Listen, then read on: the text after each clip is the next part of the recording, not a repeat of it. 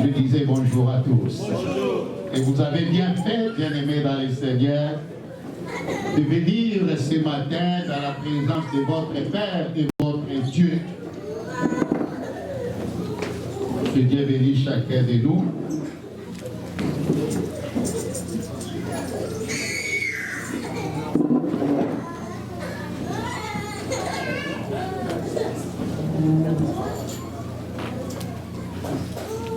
Alléluia.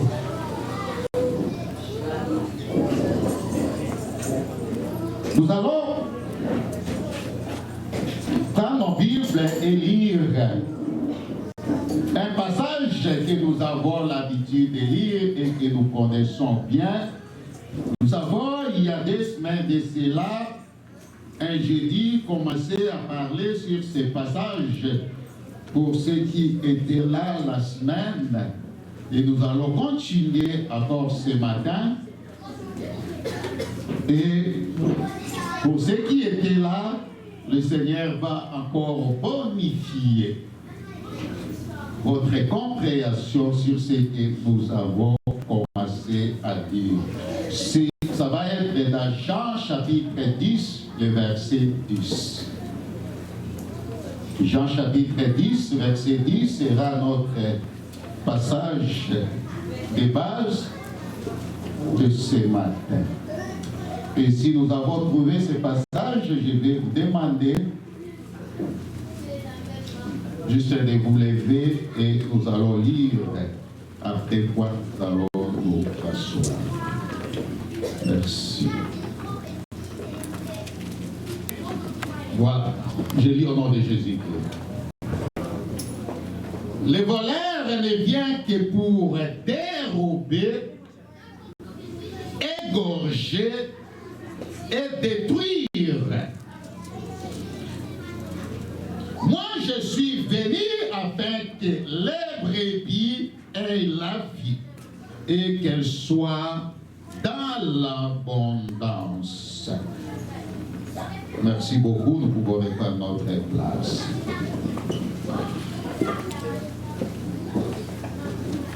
Et comme thème que nous avons choisi à notre réflexion de ce matin, nous l'avons intitulé comme suit. Choisissez la vie. Choisissez la vie. Et puisqu'il est question de choisir la vie, j'aimerais, avant d'exploiter notre passage de ce matin, lire avec vous encore Deutéronome chapitre 30, le verset 19. Deutéronome chapitre 30, verset 19, après quoi nous allons revenir à notre passage de base. Je lis. Je prends aujourd'hui à témoin contre vous les ciels et la terre. J'ai mis devant toi la vie et la mort, la bénédiction et la malédiction. Choisissez la vie afin que tu vives, toi et ta postérité. Alléluia. Je comprends ici qu'en choisissant la vie aujourd'hui, je suis en train aussi de préparer ma postérité. Et quelqu'un avait dit qu'il n'y a que Dieu qui est cet enseignant qui pose la question des examens et qui donne la réponse au même moment aux étudiants. Il a mis la vie et la mort, la bénédiction et la malédiction. Mais il donne lui-même la réponse. Il dit, choisis la vie. Si tu choisis la vie, tu vas vivre. Toi, non seulement toi, mais aussi ta postérité.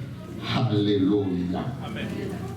C'est pour dire que nous avons un choix à faire. Alors, nous allons maintenant revenir à notre passage de base qui est de Jean chapitre 10, le verset 10, où la Bible dit « Le voleur ne vient que pour dérober, égorger et détruire. Moi, je suis venu afin que les brebis aient la vie et qu'elles soient dans l'abondance. » Dans ce passage, bien-aimés dans le Seigneur, la Bible nous présente trois figures différentes, ce qui fera d'ailleurs l'objet de notre réflexion de ce matin. Trois figures différentes. La première figure que la Bible nous présente est celle d'un voleur. Et la deuxième figure que la Bible nous présente est celle de celui qui vient donner la vie et l'abondance. La troisième figure que la Bible nous présente, c'est celle des brebis ou des brebis. Ce sont les trois figures qui vont faire l'objet de notre réflexion de ce matin. Alléluia. Et nous allons d'abord chercher à découvrir que signifient ces trois figures que nous venons de citer.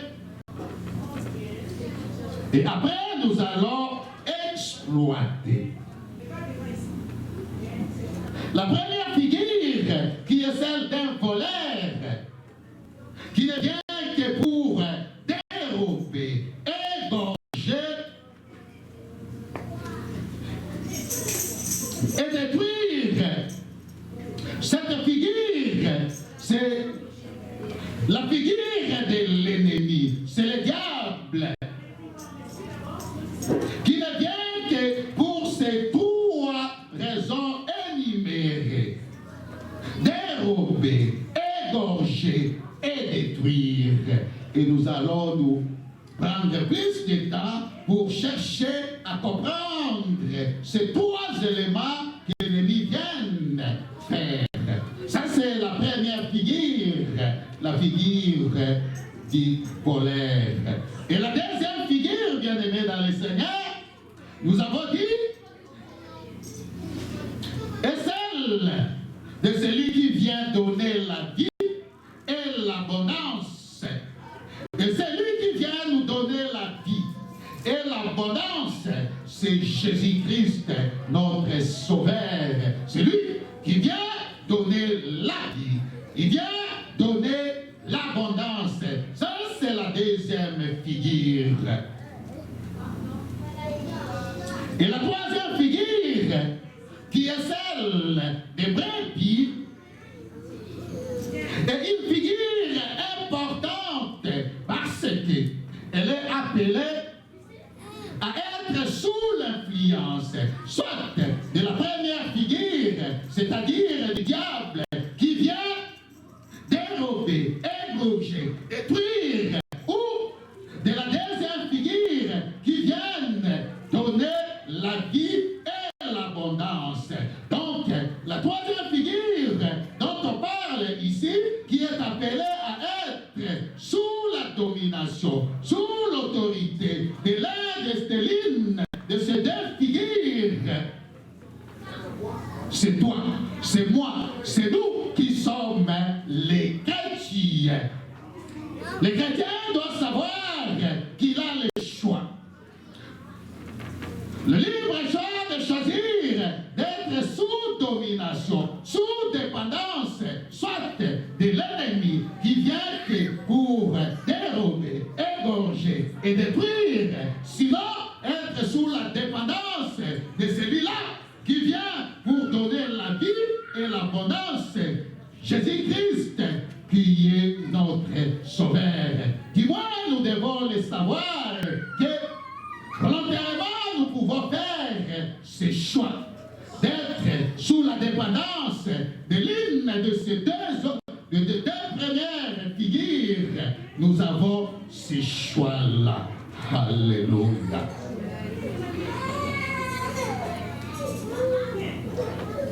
Et aujourd'hui, nous allons allons essayer de décortiquer. D'abord, les trois objectifs visés par les diables, représentés ici par le voleur. La première figure que nous avons vue. Et ensuite, nous allons voir le but de la venue de Jésus-Christ.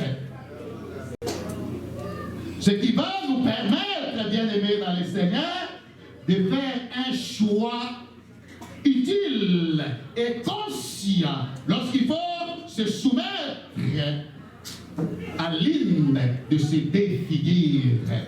Parce que nous aurons compris le rôle de chaque, comment il agit, et maintenant nous serons bien outillés pour faire un bon choix. Alléluia. Amen. Alors, analysons maintenant les caractéristiques qui décrivent la première figure, c'est-à-dire les voleurs ou les diables. La Bible dit qu'il ne vient que, premièrement, pour dérober. Et dérober, bien-aimé dans le Seigneur, n'est rien autre que voler. C'est ça, dérober.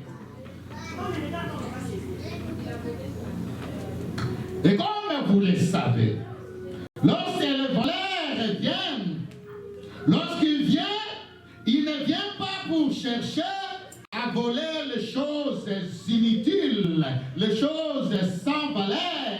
Les voleurs, même lorsqu'il vient à la maison, vous visitez à la maison, il va cibler des choses valeureuses, des choses précieuses, des choses très coûteuses. C'est cela que le voleur, quand il vient, il vise cela. Vous ne trouverez presque jamais un voleur qui entre chez vous, il ne prend que des habits déchirés que vous ne portez plus, peut-être que vous utilisez pour votre jardin. Il prend cela, il laisse tous les biens valeureux que vous avez et il s'assort. Non, ça n'arrive presque pas. Et si cela s'arrivait, bien aimé dans le Seigneur, sachez que ça c'est un cas pathologique. Et les médecins qui sont ici savent qu'il y a ce qu'on appelle les kleptomanes. La kleptomanie, les kleptomanes sont des voleurs pathologiques, psychiatriquement, et sont malades, qui ne viennent que pour voler des choses sans valeur.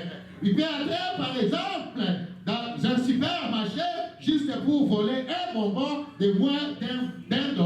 Et ça, c'est pathologique. Ça, c'est une maladie. Ce n'est pas de ce type de voleurs que nous parlons ici. Non. Nous ne parlons pas non plus des hold-up qui aussi le vol à main armée dans un lieu public. On vient, on vous paralyse, on prend. Ce n'est pas de ce type de voleurs que nous parlons, mais nous parlons. Nous voulons dire de voleurs et du vol qui est comme, si nous pouvons définir cela, ça va être comme s'emparer furtivement ou clandestinement, discrètement de quelque chose d'autrui. C'est ce type de voleurs que nous parlons ici et que nous avons connu plus dans nos pays d'où nous venons, nous tous, la plupart de l'Afrique. Et ce type de voleurs, bien aimés dans le Seigneur, lorsqu'ils viennent dans la maison, ils vont cibler, comme dans la plupart de nos pays, des plasmas, des télévisions comme ça, encore des choses de valeur. Il va te piquer votre plasma. S'il voit là où tu gardes tout ce que tu as de précieux, soit tes bijoux, soit de l'argent à réserve, c'est ça qui va le piquer. Et ça va te faire très mal. Tu vas même pleurer. C'est ça. Le voleur, quand il vient, il cherche à voler que ce qu'on a de plus précieux. Que cela veut dire, bien-aimé dans le Seigneur. Cela veut dire que les chrétiens doivent savoir que lorsque l'ennemi vient, lorsque le diable vient, il vient pour cibler que ce que tu as de plus précieux à toi. Il ne va pas venir peut-être pour voler ton argent, il n'a pas besoin. Il ne va pas venir à toi pour voler ta télévision, ta fortune. Il s'en fout de cela. L'ennemi va cibler ce qui est à toi, ce qui est de plus précieux. La grâce de Dieu qui est à toi, qui est comme un ombrage, qui te protège, qui te couvre. Il va chercher à te voler, à te retirer cela pour que tu sois exposé. Alors, en étant exposé, il pourra cette fois-là bien agir.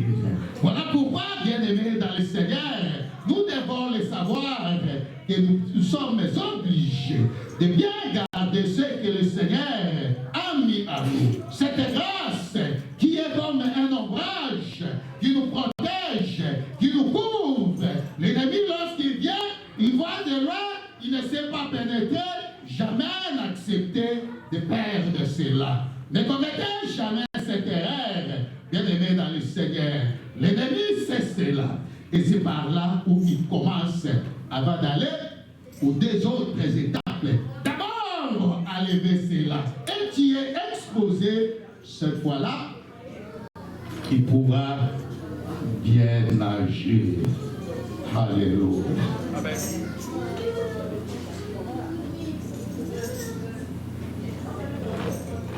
Et une fois réussi son premier pari, il ne s'arrête pas parce que l'objectif n'est pas encore atteint. Il passe cette fois-ci au deuxième pari qui est quoi? Égorger. N'oubliez pas, nous avons dit 3 objectifs. Qui peut se rappeler de ces 3 objectifs que l'ennemi poursuit? Dérober, égorger et détruire. Nous venons de parler de dérober. Dérober, nous avons dit que c'est voler. L'ennemi ne vole que ce qu'on a de précieux. Maintenant, après avoir volé, ce que tu as de précieux, cette grâce qui te protège, maintenant il va passer à son deuxième objectif, son deuxième objectif que je vais dire, qui est d'égorger. Et égorger, bien aimé dans le Seigneur, par définition simple, c'est tuer. N'est-ce pas? Comme on égorge un animal, c'est tuer, c'est pour le tuer. Mais ici, bien aimé dans le Seigneur, nous devons comprendre que les choses de Dieu sont d'abord spirituelles. Écoutez, l'ennemi n'a pas nécessairement besoin de ta mort physique ou de ta mort biologique. Il ne va pas nécessairement gagner quelque chose de plus important. La mort dont la Bible parle ici, c'est la mort spirituelle.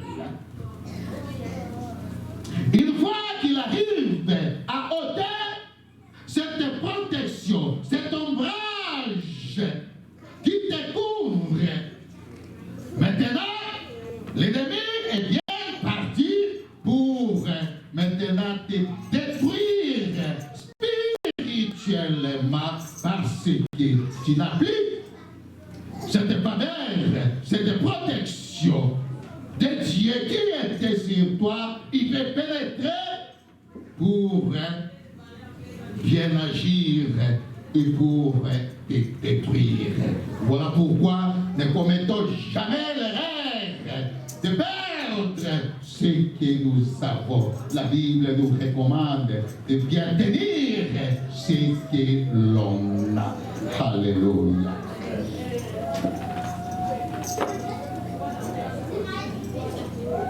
Alors, à te détruisant spirituellement, maintenant tu vas passer, tu vas changer de cas pour être maintenant à son service, pour faire de lui des acolytes.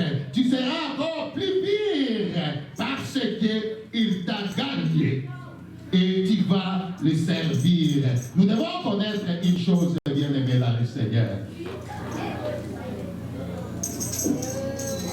Vous le savez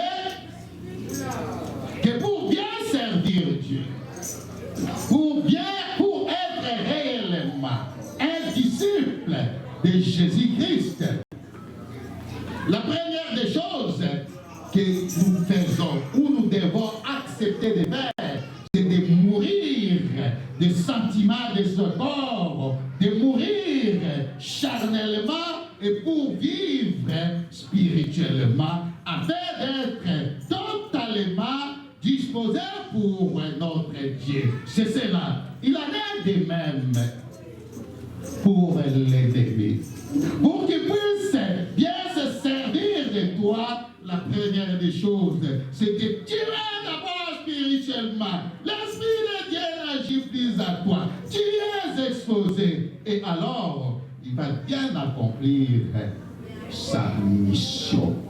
Alléluia. Et une fois accompli, sa deuxième pari,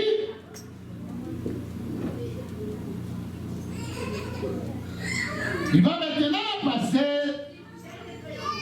au troisième que nous avons dit, c'est détruire. Troisième objectif qui est de te détruire. Maintenant qu'il t'a exploité, maintenant qu'il t'a servi, maintenant qu'il t'a éloigné de ton Dieu, l'ennemi peut maintenant facilement te détruire. Il peut te détruire financièrement. Il peut te détruire sur le plan matériel. Il peut te détruire économiquement et même, alors cette fois-ci, même physiquement. Voilà pourquoi, bien-aimés dans le Seigneur, même ceux qui vont dans l'occultisme, tu étais chrétien, l'ennemi t'a gagné, finalement, il t'amène, il te propose, tu deviens riche, directement, on ne comprend plus, c'était un ami, mais maintenant, il a changé complètement. Et après un temps, regardez leur chute, ils vont directement méconnaissables jusqu'à la mort. En fait, l'ennemi a gagné. Puisque si tu mourais dans la présence de Dieu, si l'ennemi arrivait à te tuer, il n'aura rien gagné, parce que pour lui, c'est gagner des acolytes. Et si toi, tu peux le servir pour gagner des acolytes, c'est à ce moment qu'il aura vraiment fait un bon job et atteint ses objectifs. Alléluia.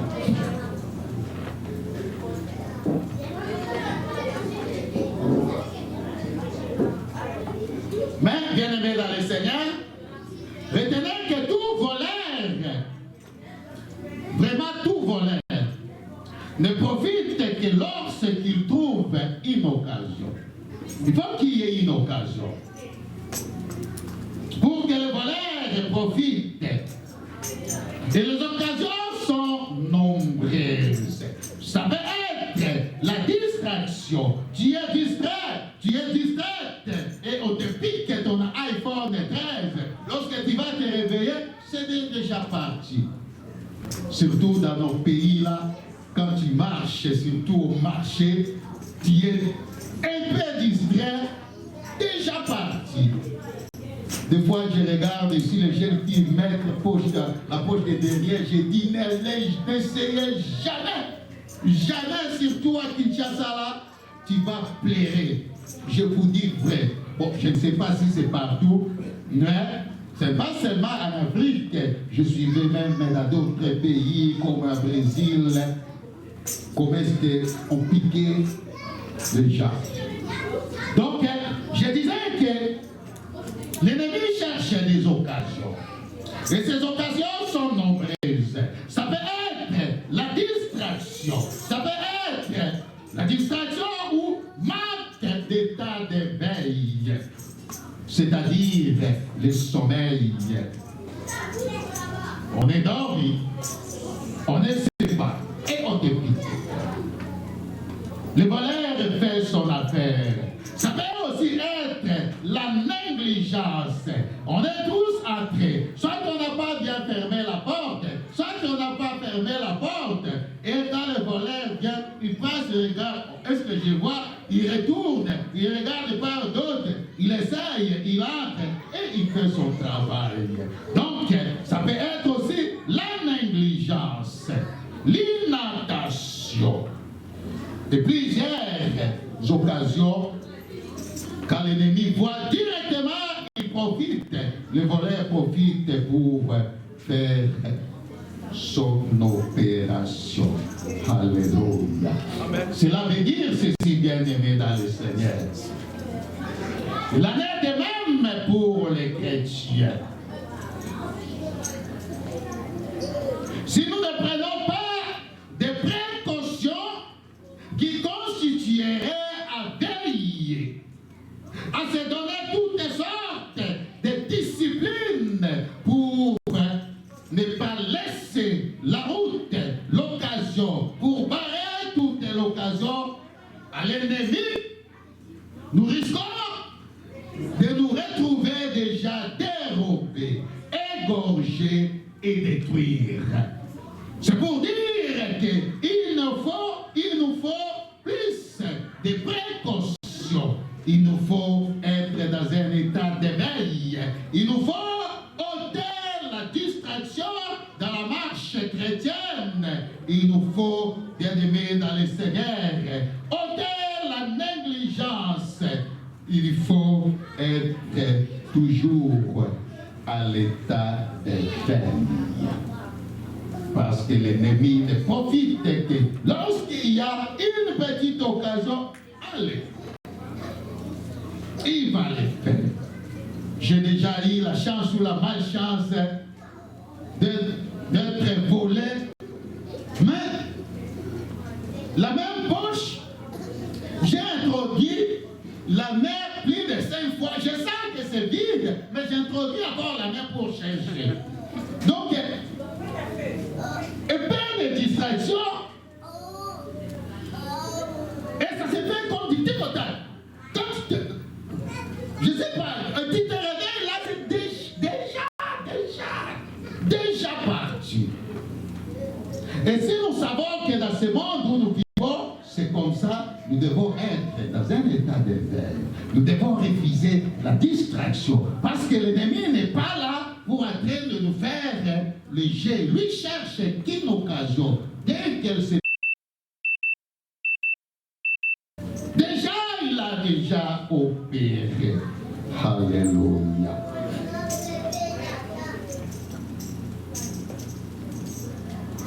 Je disais qu'il en est de même pour les chrétiens.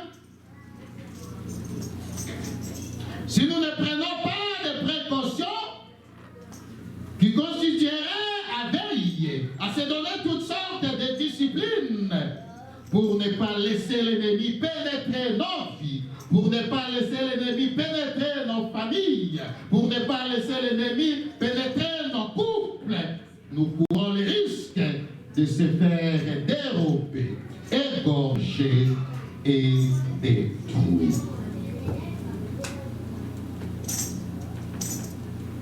Sachez que l'ennemi n'attrayera pas si la porte est bien barrée et si nous y veillons.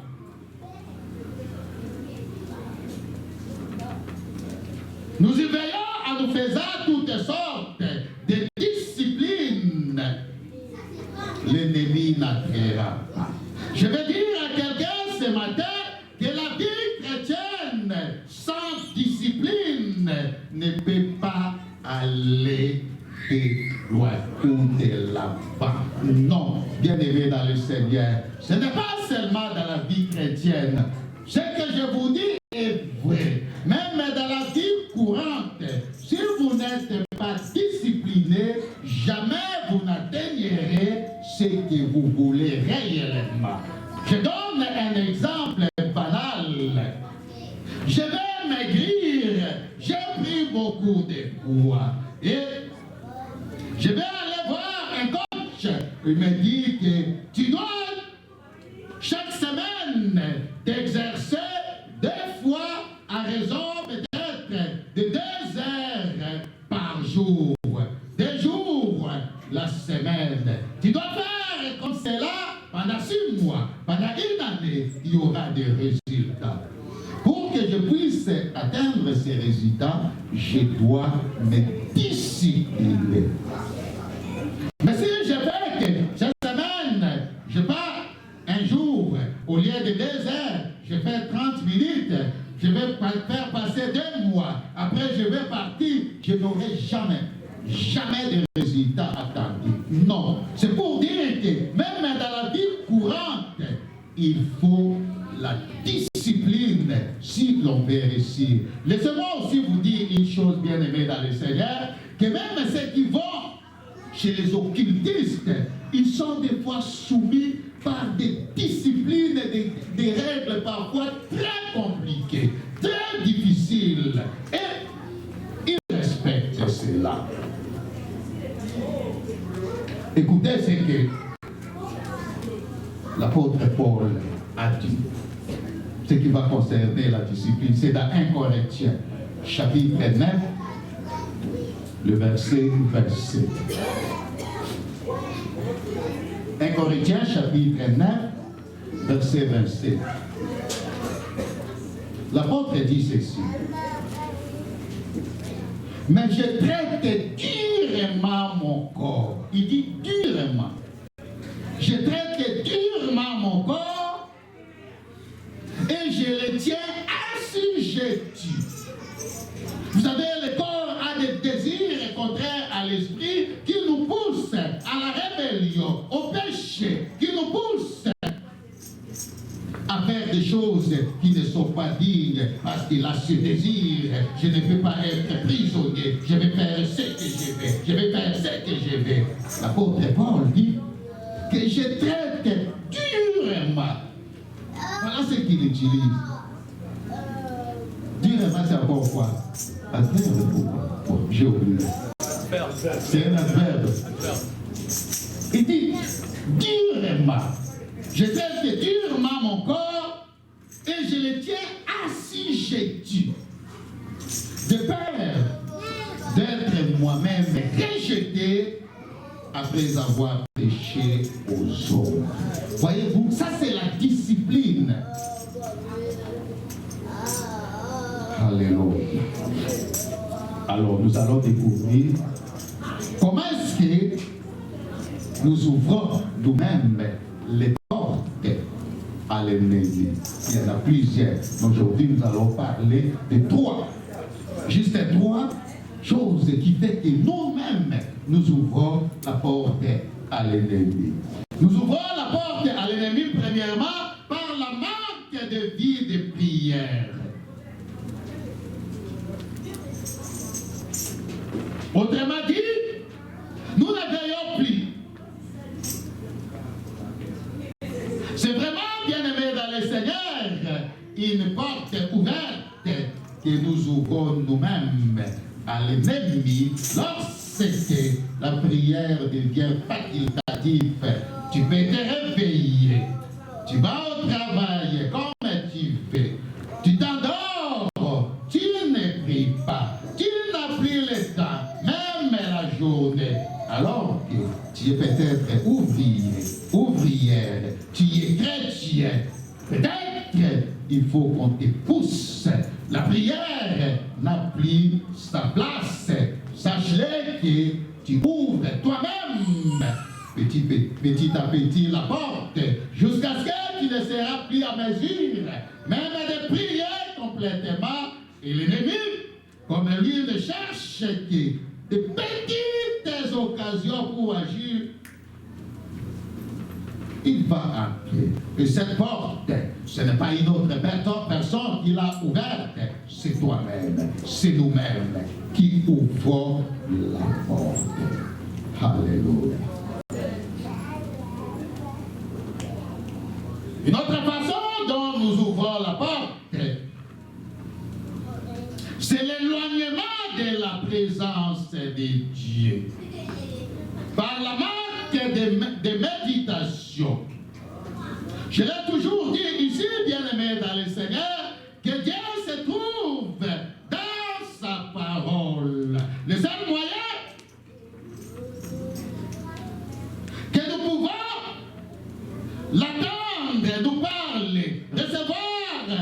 directive, c'est par sa parole, au travers de sa parole. C'est ça le seul moyen. C'est lorsque nous la méditons, lorsque nous l'écoutons, lorsque nous sommes présents dans son œuvre, lorsque nous sommes engagés, bien-aimés dans le Seigneur, sachez-le que nous allons aller de gloire à gloire. Mais lorsque, même pour méditer, même 5 minutes, c'est un problème. Où allons-nous, dans ces cas, avoir la force, même de résister, si nous n'avons pas la connaissance? Et bien aimé, ne vous affecte pas la connaissance de la parole de Dieu et parmi le socle. Rappelez-vous que c'est avec cette parole que Jésus-Christ a fait face à l'ennemi lorsque, après 40 jours et 40 nuits de jeûne, l'ennemi est venu. Ce n'est pas avec des paroles à l'air, il a dit qu'il était Dieu. Et le Seigneur a répondu. Et sachez que l'ennemi peut déformer la parole de Dieu et te présenter comme vrai. Mais si toi tu ne connais pas ce qui est vrai, tu dis oui, c'est ça.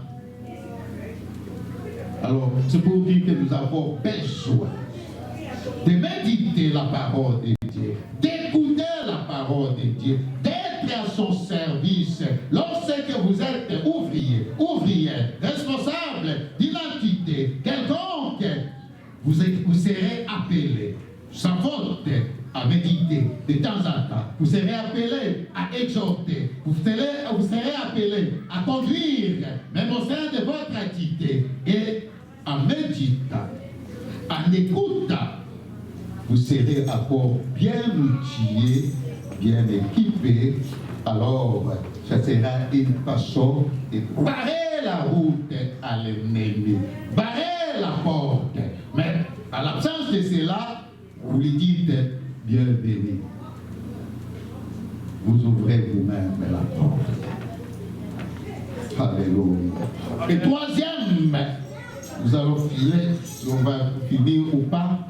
Troisième porte que nous ouvrons nous-mêmes à l'ennemi, c'est le péché. Ah oui. Lorsque nous prenons encore plaisir au péché, ou que le péché devient notre mode de vie, il est vrai que dans ces cas, nous avons ouvert nous-mêmes la porte à l'ennemi. Comme je l'ai dit toujours ici, que le péché éloigne de Dieu. C'est difficile, étant à l'état de péché, et de supporter la sainteté de Dieu. Tu vas commencer toi-même à t'éloigner, à pousser des raisons. Tu vois, je ne viens plus parce que dans mon activité, voilà, on dit ceci, on va pousser. Vous savez, quand quelqu'un veut mourir, il veut toujours aussi entraîner d'autres personnes. Jamais il dira que parce que j'ai péché. Et bien aimé dans le Seigneur, pour le chrétien mature, bien que ta conduite, ta façon de servir, je peux comprendre que quelque chose ne va pas bien. Et c'est le péché. Rappelez-vous que Dieu n'avait pas encore chassé Adam et Ève. Et même après avoir péché, ils ne pouvaient plus supporter la sainteté de Dieu. Ils se sont enfouis, et même pas s'enfuir seulement, c'est caché sous les arbres. Parce que c'est difficile alors de supporter la sainteté de Dieu lorsque on sait que sa vie n'est pas en ordre. Bien aimé dans les Seigneur, on avancera plusieurs raisons. Voilà ceci, cela. Mais croyez-moi, que la raison principale qui refroidisse, qui éloigne, qui te fait fuir la présence de Dieu, c'est le péché. Alléluia. Amen. Mais moi je conseille toujours ceci. Au lieu de fuir la présence de Dieu après avoir péché, non. C'est la plus grosse erreur que vous pouvez faire dans la vie. Non, bien-aimé dans le Seigneur, reviens au pied de Jésus, confesse tes péchés, abandonne, demande la force, relève-toi et poursuis la marche. Laissez-moi vous dire une chose, que nulle part ailleurs que vous irez et que vous trouverez mieux. Nulle part, s'il vous plaît. Nulle part. Satan est mater. Écoutez. Plusieurs avaient quitté Jésus-Christ, croyant qu'ils ont allé trouver mieux ailleurs. Je vais donner l'exemple, deux exemples rapidement, parce que nous courons derrière l'État.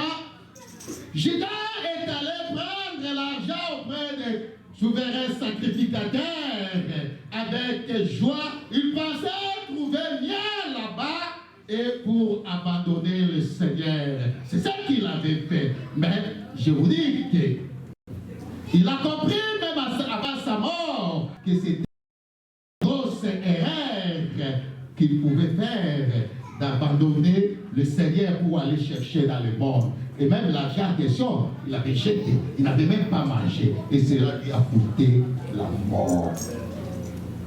Voyez-vous, bien aimé dans le Seigneur, c'est une très grosse erreur. Lorsqu'on est tombé dans le péché, on est humain, on doit fuir la présence de Dieu pour aller où? Oh, j'aime Pierre. Pierre avait compris une chose pendant qu'on cherche Jean chapitre 6, verset 68. Alors que plusieurs suivaient le Seigneur Jésus-Christ, à cause d'un petit incident, ils se sont tous retirés. Un après l'autre, plusieurs disciples sont partis, l'ont laissé pour aller chercher le mieux ailleurs. Mais Pierre, seul Pierre, a dit quelque chose au sagesse. Il dit, Seigneur, à qui irons-nous? À qui irons-nous? À qui irons-nous? Tu as les paroles de la vie éternelle. Bien-aimés dans le Seigneur, il y a des salis à aucun autre nom. Que personne ne vous trompe. Que personne ne vous trompe. Si vous êtes tombé, revenez. Pliez-vous devant votre Dieu. Demandez sa miséricorde. La Bible dit qu'il est riche, à bonté, compatissant, miséricordieux. Il pardonne tout cœur contrit, qui s'humilie, qui demande pardon et reprenez la marche. Tout ira bien. Tout ira bon. Mais l'erreur que tu peux faire, c'est de fuir la présence de Dieu pour aller où? Alléluia. Pour aller où?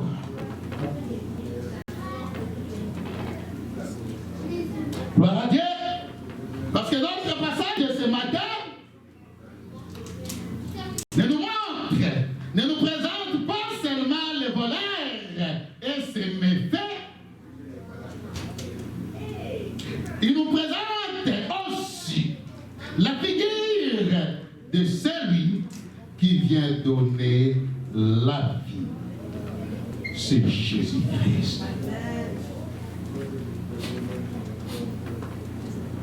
En dehors de ce que l'ennemi aurait dérobé dans ta vie, en dépit de ce que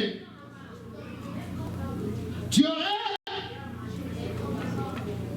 l'ennemi aurait fait, en dépit de ce qui t'aurait tué spirituellement, en dépit de ce qui t'aurait détruit ta vie, la bonne nouvelle ce matin, c'est que Jésus-Christ est venu pour que les brebis que nous sommes, que nous ayons la vie et l'abondance. Et ce matin, il est présent. Alléluia. Le Seigneur Jésus-Christ accorde la présence, il te tend la main. Ne va pas chercher ailleurs. Le Seigneur t'aime. Alléluia. Je ne sais pas si quelqu'un peut incliner sa tête devant Dieu pour lui dire, Seigneur, je ne vais pas aller chercher ailleurs, nulle part ailleurs.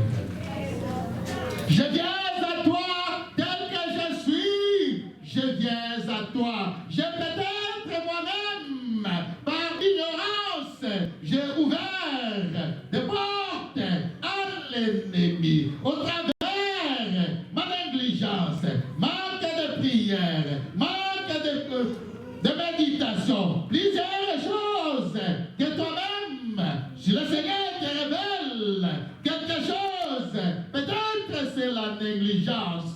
Si le Seigneur te révèle cela, bien-aimé dans le Seigneur, tombe, que ton cœur tombe devant Dieu et demande pardon. Seigneur, pardonne-moi, aie pitié de moi, aide-moi, Seigneur, à ne plus jamais ouvrir des portes. Je ferme toutes les portes que j'avais ouvertes, soit par erreur, par manque de connaissances. Aujourd'hui, je les ferme. Au nom de Jésus-Christ, je veux, Seigneur, que tu m'accordes encore la vie et l'abondance. Pardonne mon ignorance. Chacun va faire sa prière à Dieu. Selon que tu connais ce que l'Esprit a déposé en toi. Et le Seigneur est présent. Il est là, il écoute la prière de chacun de nous. Alléluia. Éternel notre Dieu, nous te disons merci car tu nous aimes. Oh, tu es un bon papa. C'est parce que tu nous aimes, que tu nous prépares jour après jour. Tu nous prépares à ta rencontre. Ce matin, tu n'as pas voulu que mon frère, ma soeur demeure esclave de l'ennemi, du voleur. Et tu viens pour nous arracher des mains de l'ennemi qui était venu dérober, qui était venu égorger et détruire nos vies, détruire nos familles, détruire nos couples, détruire nos entreprises. Aujourd'hui, tu viens pour redonner la vie. Aujourd'hui, tu viens pour redonner l'abondance. Merci Seigneur, nous te rendons la gloire. Tu es digne. Au nom de Jésus-Christ, et nous avons prié. Et nous disons Amen. Amen. Est-ce que nous pouvons acclamer pour le Seigneur, il est merveilleux.